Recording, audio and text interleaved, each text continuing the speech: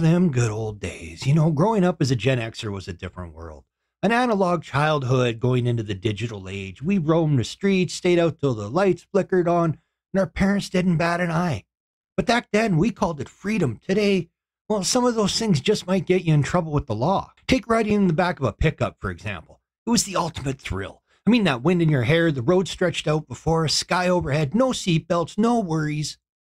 And yet nowadays, you'll get pulled over, fined, maybe even some lecture on child safety, even arrested. But back then, it was just another Saturday afternoon adventure. And who could forget lighting off fireworks in the middle of the street? I mean, we'd pool our allowances, bike to the nearest sketchy corner store, and stock up on enough firepower it would give the 4th of July a run for its money. No one thought twice about kids setting off bottle rockets and firecrackers.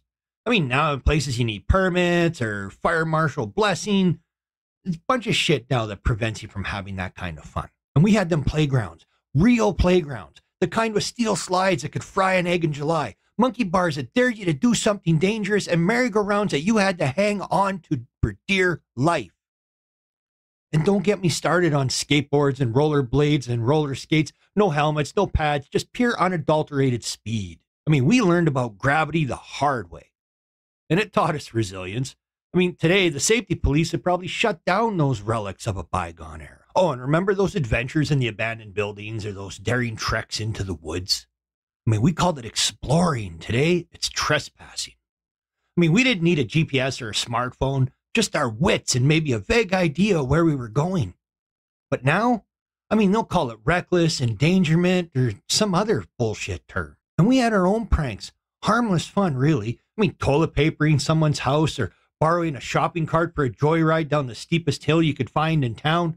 I mean, today these might be criminal mischief or vandalism, but back then they were rites of passage. You see, back then we didn't have a constant connection to the world. We didn't have our every move tracked by satellites or monitored by anxious parents. We were feral and free, learning from the bumps and scrapes and sometimes breaking a rule or two along the way.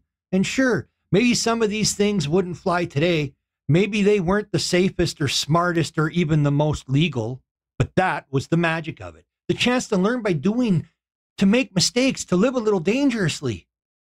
And we were wild, we were young, and in those moments, we felt truly alive.